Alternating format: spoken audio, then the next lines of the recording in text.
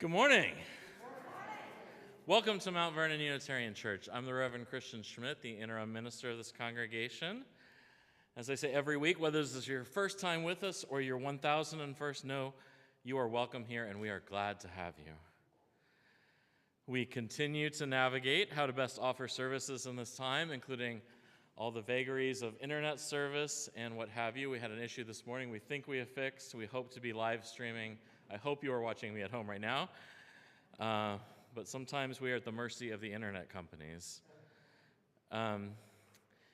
In this forum, both in person and virtual, we gather to find comfort and recommit ourselves to, in the words of our mission, supporting one another in our spiritual journeys, working for justice, caring for the earth, and building the common good.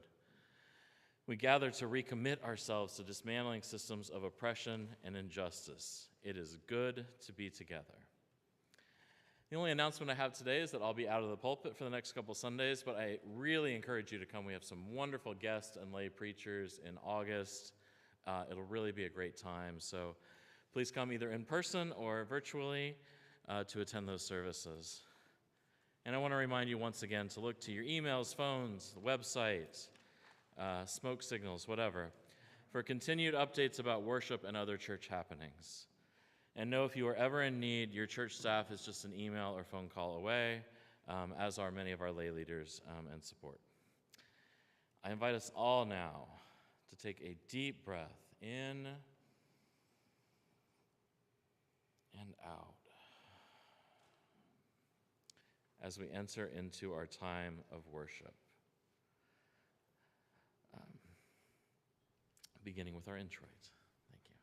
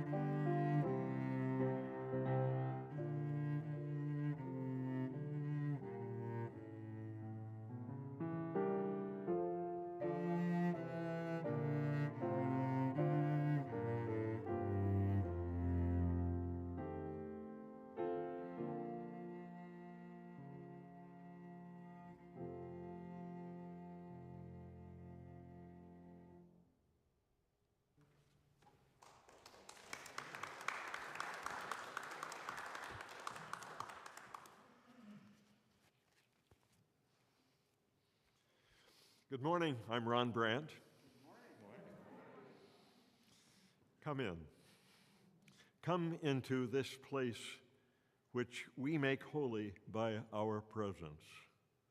Come in with all your vulnerabilities and strengths, fears and anxieties, loves and hopes. For here you need not hide nor pretend, nor be anything other than who you are and are called to be. Come into this place where we can touch and be touched, heal and be healed, forgive and be forgiven. Come into this place where the ordinary is sanctified, the human is celebrated, the compassionate is expected. Come into this place. Together, we make it a holy place. Please rise in body or spirit and join in singing hymn number 360. Here we have gathered, 360.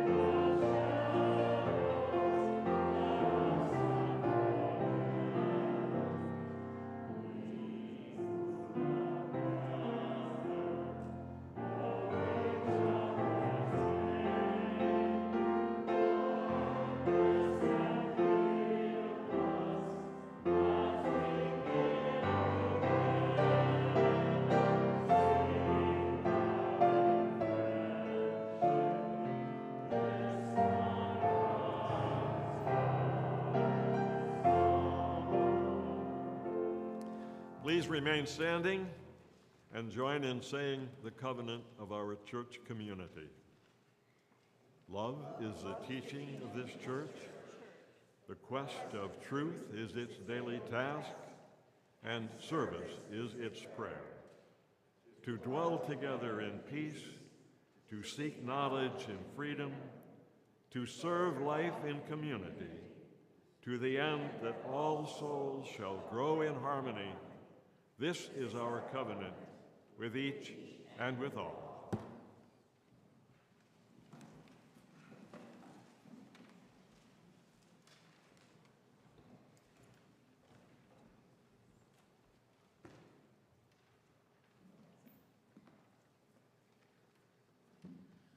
So each week as part of our service, we have a time for all ages. I invite any children to come forward if you want and sit or stand with me.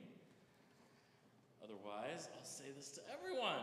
I'm really excited. I'm talking about transition and change today, and I wanted to tell one of my very favorite stories of change, which is about Yellowstone National Park. Has anyone been to Yellowstone?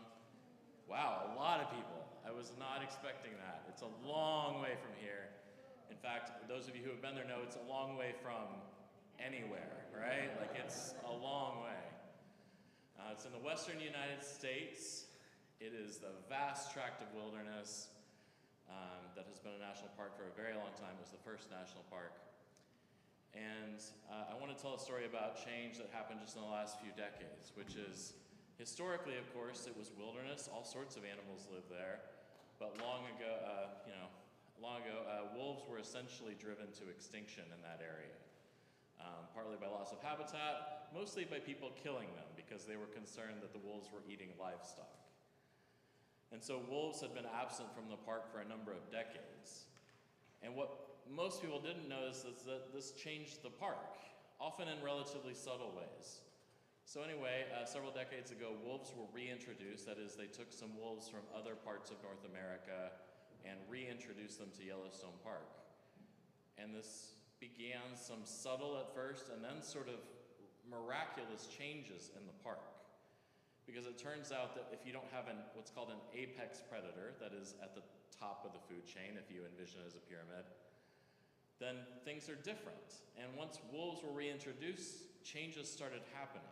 Particularly the elk and buffalo populations came back to a more normal equilibrium as the older and sicker, and in some cases the very youngest of those species were eaten by wolves. And the thing is, when you take out elk and some of the buffalo, not all of them, there's still perfectly healthy herds there, but when you reduce those populations somewhat, then some things can start happening, including tiny trees can start growing into less tiny trees because they're not eaten immediately by very hungry elk and buffalo. And so some of the forests started to come back in certain areas, especially near waterways. And once you have relatively mature trees, another thing happens, which is that beavers start chewing those trees down and making dams and creating ponds in a lot of the waterways.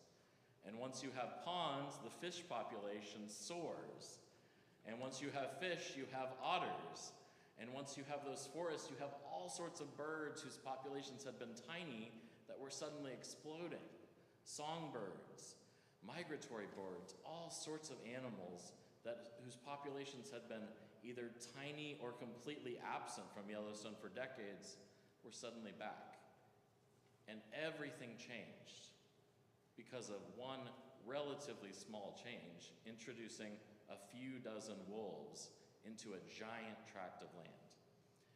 And I tell you this story because that's actually how change always works. We think of change as these massive movements that instantly change things, but change actually starts with very small steps usually, and those tiny, tiny steps create other changes, and those changes create other changes, and suddenly you have a massively different environment than you did just a few years ago. And this happens in humanity too. We think of the civil rights movement as hundreds of thousands and millions of people marching, but it started as a few people in church basements. So I want to talk today about change, and I'll talk about that later too, and transition, and interim times, because that's what we're in this congregation too. But I want to tell you one of my favorite stories of change today about Yellowstone National Park and the wolves. So we're going to sing out our children to their RE class. I'm going to briefly escort my children out to the RE class, and I'll be right back.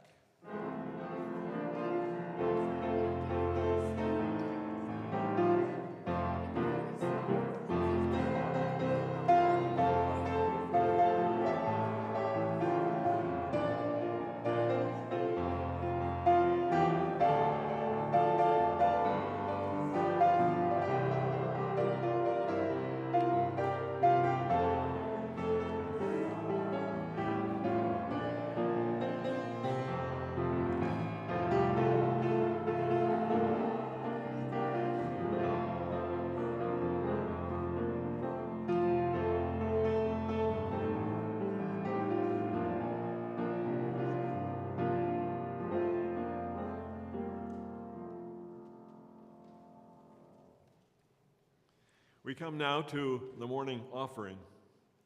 In taking this offering, our church asks us to express our spiritual and material generosity.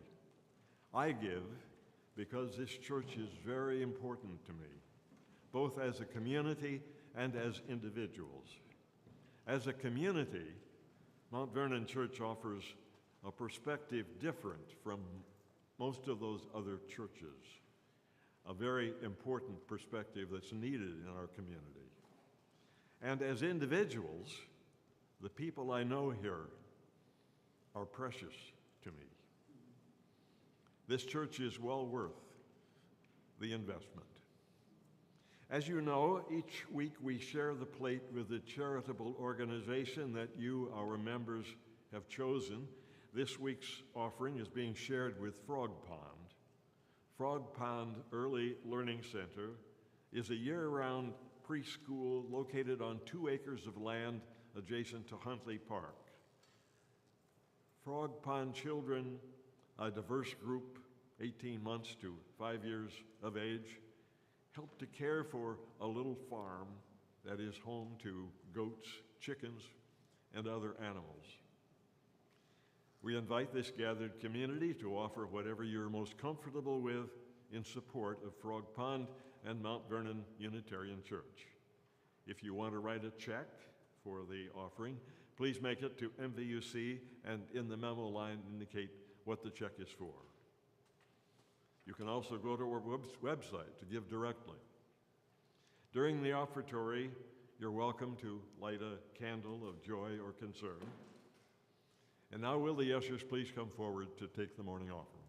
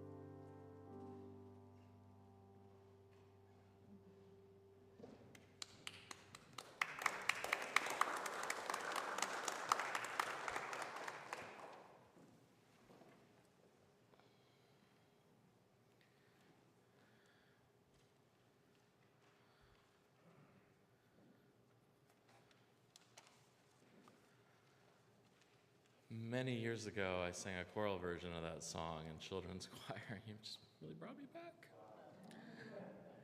Anyway,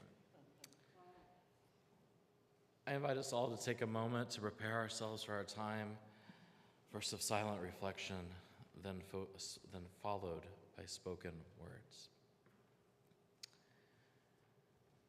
Please join me in the silence first.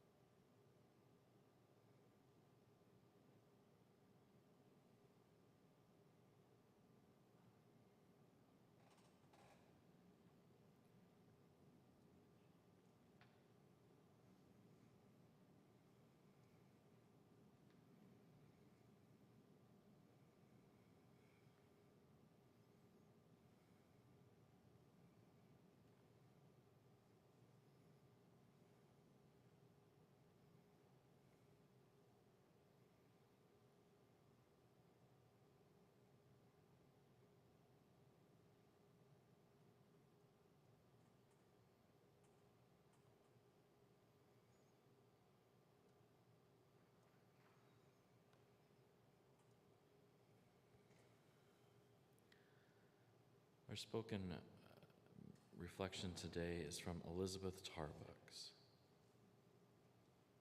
She writes this: Dukkha, they say.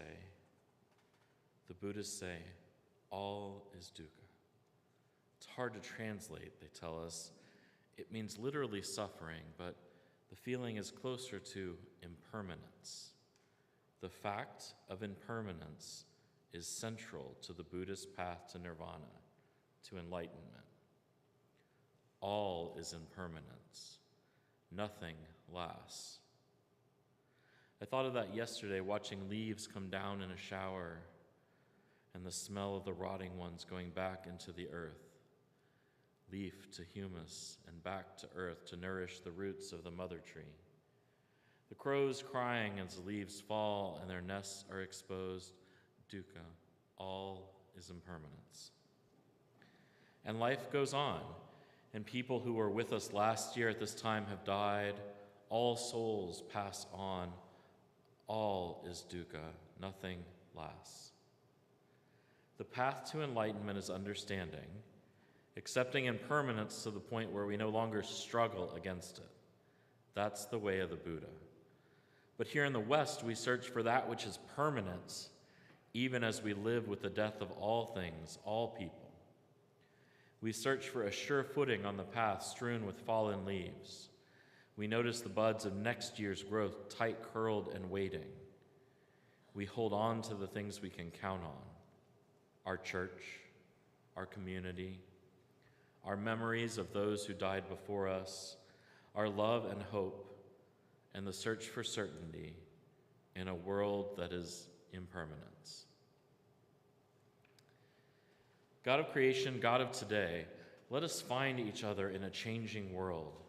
Let us experience love as something which exists, a possibility which is. Let us know we are alive and being renewed miraculously each second, that the impermanence gives to life its freshness and surprise, that our memories of yesterday and our expectations of tomorrow make now a cherished, precious, eternal moment. Amen. I invite you to remain seated as we sing together once again, number 101, Abide with Me. Still with me.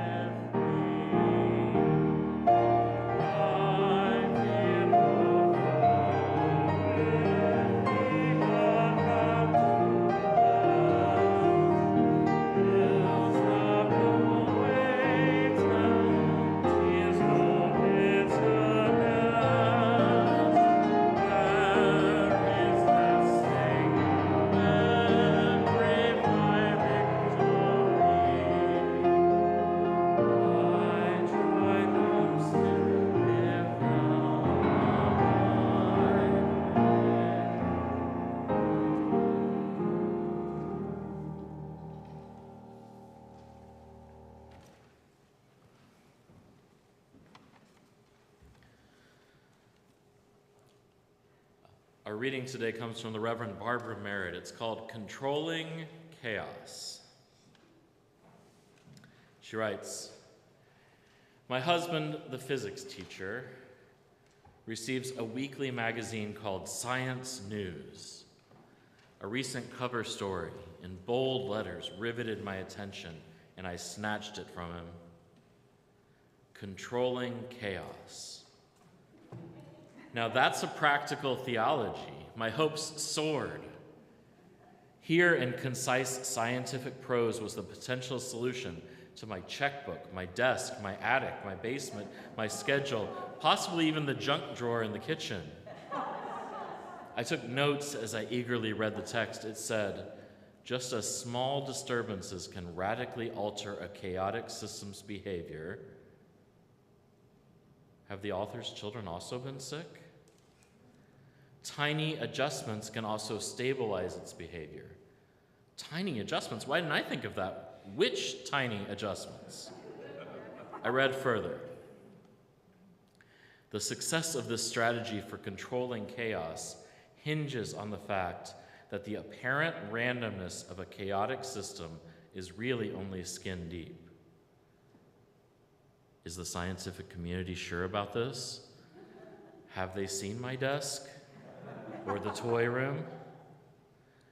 Beneath this chaotic unpredictability hides an intricate but highly ordered structure.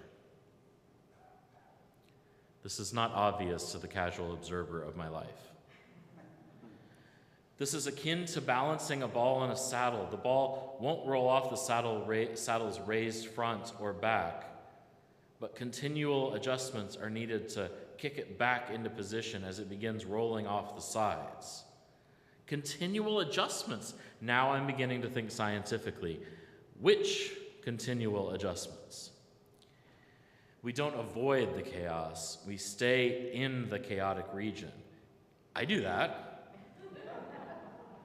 You don't need to have a deep theoretical understanding of what's going on.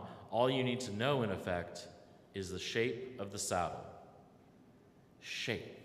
All I need is to understand the shape of my chaos. What shape? And then, eureka. The author writes that the way to keep chaos under control is by a constant stream of nudges. Aha. I now have scientific proof that my intuitive reaction to chaos works. Nudge it. Don't disturb or organize it, just nudge it. The article has a very upbeat ending. It claims that chaos is not something to be avoided due to the flexible and dynamic nature of chaos. Chaos may offer a great advantage, it says. I breathlessly await further scientific breakthroughs in this area. Meanwhile, I shall go nudge a few papers on my desk. And so ends our reading.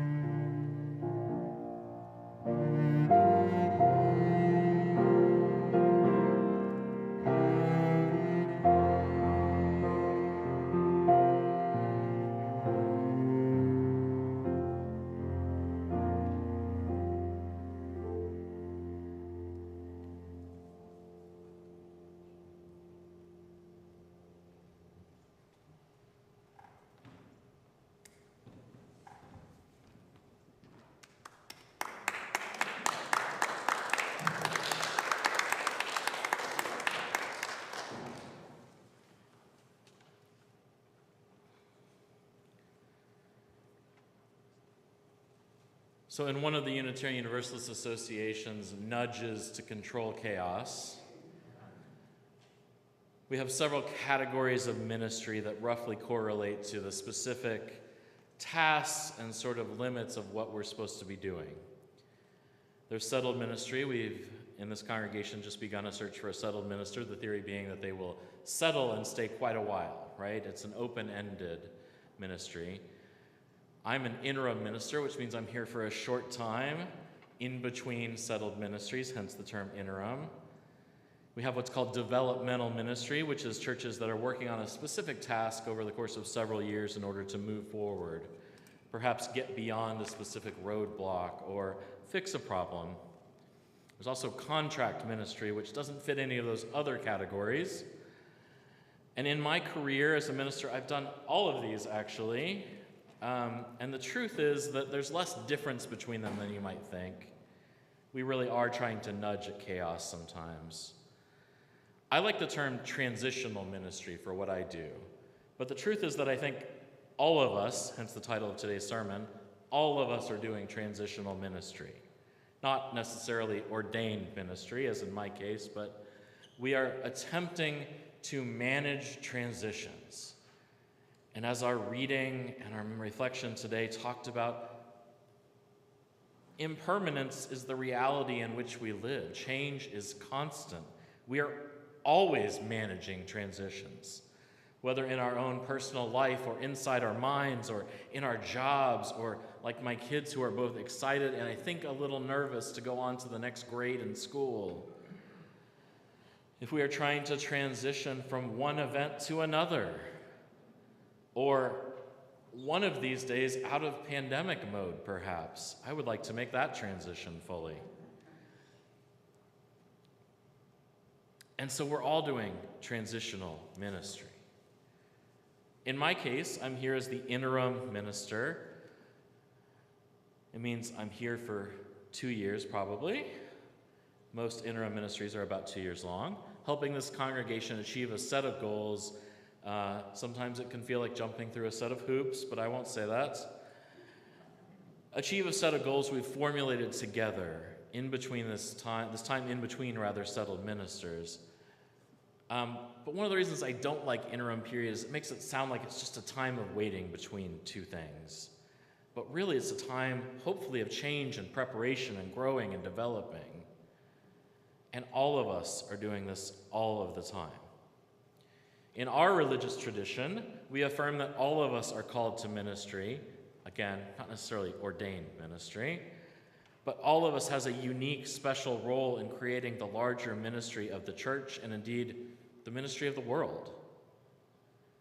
Yours may be a ministry of pruning trees, or baking cookies, or setting up chairs, or leading social justice work, or caring for children, or making sure orders of service get printed, or all of the other ones I don't have time to name, or we would be here all day long.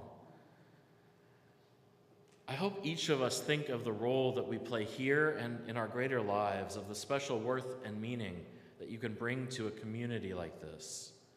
I hope we think of those as ministries. I hope that yours brings you joy in your heart to do it. I often think of a story my wife, Kristen, who is also an ordained Unitarian Universalist minister, she told me. When she was growing up at Cedar Lane Unitarian Church, just other side of the Potomac, there was a boy she knew about her own age who was growing up in that same church. And his parents required him to come to church each Sunday. It was not an optional thing, which I am all for, by the way. I try to bring my kids as much as possible. In fact, my children often have no option. Their option is which church they get to go to, not whether they get to go or not. In any case, this boy was brought to church each week, and the deal was that he had to go, but he could pretty much choose what he wanted to do there. He was not a fan of the religious education program, which, that's okay, not everyone needs to be. He didn't really like the worship service that much, which again, I hope you come, but I understand it's not for everyone, that's fine.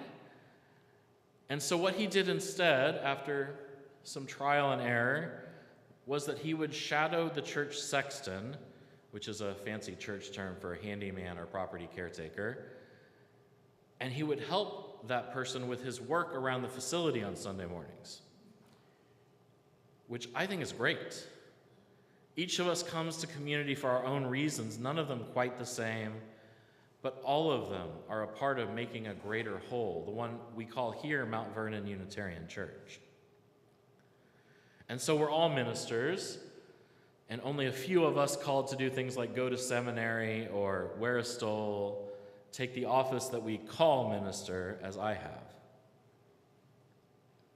The office I've been called to is that of ordained minister, just as a congregation in New England some years ago chose to ordain me, having affirmed my call for this particular form of ministry. As Unitarian Universalists, we come from the proud, often very contentious tradition of the Protestant Reformation. It's a joke in some circles that UUs were so into Reformation, that we reformed ourselves right out of Protestantism and out certainly of at least mainstream Christianity. Though we still have a lot in common with a lot of those churches. One thing we definitely share with them, with those Protestants, is the notion of the priesthood of all believers. That is, that each person is as capable as any other of accessing the divine or sacred, whatever that might mean for each of us. We do not believe we need a priest to intercede on our behalf. But we do believe that there are some among us called to the ministry specifically, and so we affirm them. We give them training in things like preaching and pastoral care, in boundaries, and then we ordain them. This particular calling is no better or worse than other callings. That's not the point. Those other callings of parenthood or business or the caring industries or to the delicate ministry of making sure the congregation's checkbook is balanced are all worthy, important. Each of us has a ministry. All of us are called to do it as part of this community. In Transitional, one of the types of ministry we have is called developmental. I mentioned it earlier, and I love that word. What a lovely word to describe what I think I'm doing all the time. Developmental.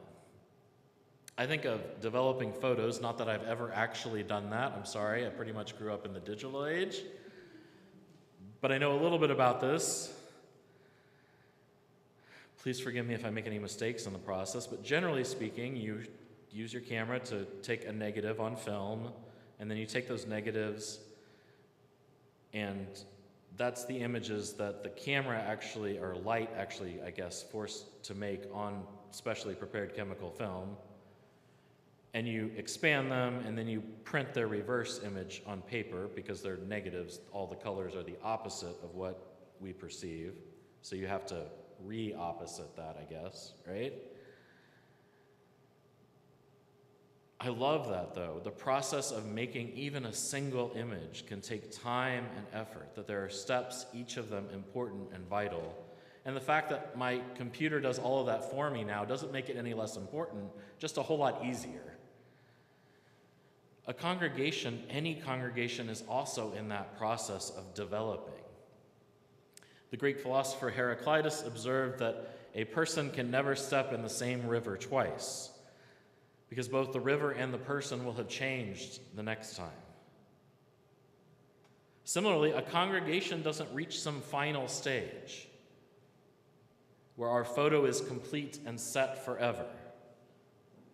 We are always growing and changing, not always for the better, but hopefully, but always developing.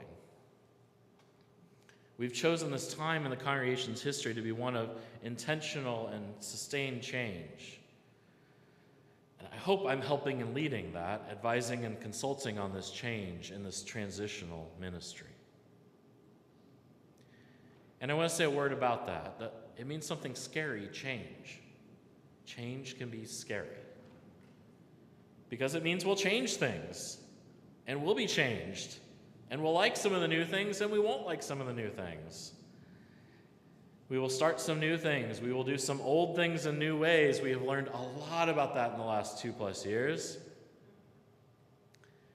We'll stop doing some things we've done for a long time. We've already experienced that. Things will develop and change and grow and end. But the truth is that this is always happening. One of my favorite sayings is that change is inevitable, but progress is not. Progress we have to actually work for. Development is not a given. It's something we have to make happen. And so I find this an exciting, challenging time, both in the life of our congregation and in the life of the world. I think it'll take all of us to do it well. Because, friends, we are all of us transitional ministers. And so in this time and place, we have come to a special point.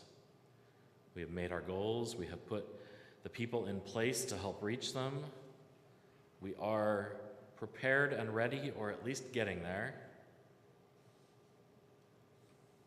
And so I, for one, can't wait to see what develops. May it be so.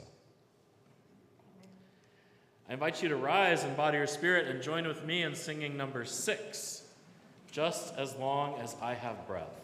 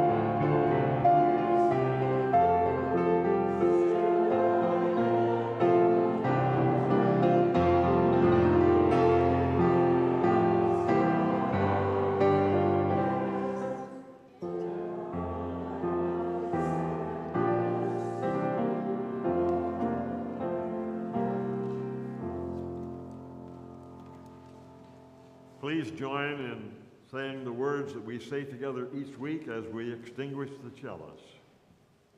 We extinguish this flame, but not the light of truth, the warmth of community, or the fire of commitment.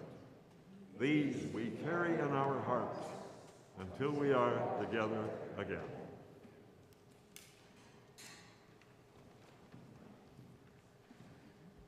Please be seated.